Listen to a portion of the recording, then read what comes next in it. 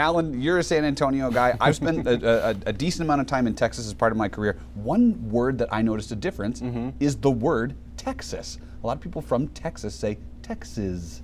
I noticed. Really tiny little thing. I haven't picked that one up, yeah. Yeah, but that was one thing that hit my ear as a New Englander. I'm not going to give up y'all. Nope, you don't have to. I'm not giving up the Bolos. I am pulling for New England in the game.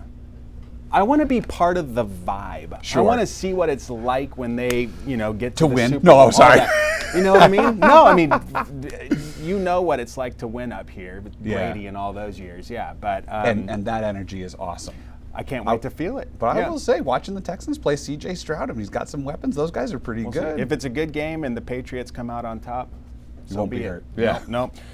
Y'all fixing to get to the forecast over here. Yeah. Looks like it'll be cold, maybe a few snow showers brushing Foxborough by the time the game finishes, and that will be part of the second system that we'll be talking about here over the next 3 minutes. Right now, things are clearing up. It is cold, and mid-20s to the south, single digits in parts of the northern areas of the state, very close to 20 down east right now. This cold air filtering in behind a system that is now exiting away from us. We're in between systems right now.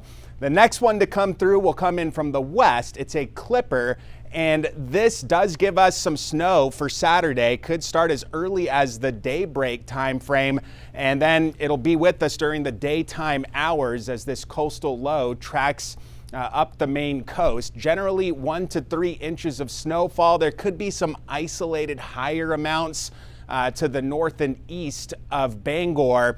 And at the immediate coast, down east coast, I think there will also be some cutting down on the totals because of some rain moving into that section of the state with that coastal low passing by. But that low is going to be, in part, a player in how this second one develops, because the front from this low is going to be how this second area develops. And this one is looking pretty concrete in terms of the track it's going to take, very close to Nova Scotia, which for Maine puts us away from the highest impact of the storm.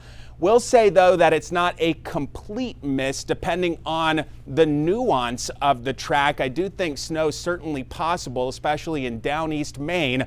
But with this low being 300 miles away from the mid-coast or so, it's just a bit too far to get the high-end impacts. If it goes farther out, then we get nothing. But if it gets a little more to the west, then more of Maine, primarily to the east and south of I-95 and the Turnpike, could be in line for a little bit of light snow. Again, I don't think we're in line for major impacts. And then that thing moves to the north and east, drags in frigid air into the middle of next week. So this is what we're thinking as of tonight, but this outlook has the big caveat of if that low goes more east, these totals may be much lower, if not non-existent. So keep up with Dana and Christian this weekend on the updates on that. Seas 4 to 6 feet tomorrow.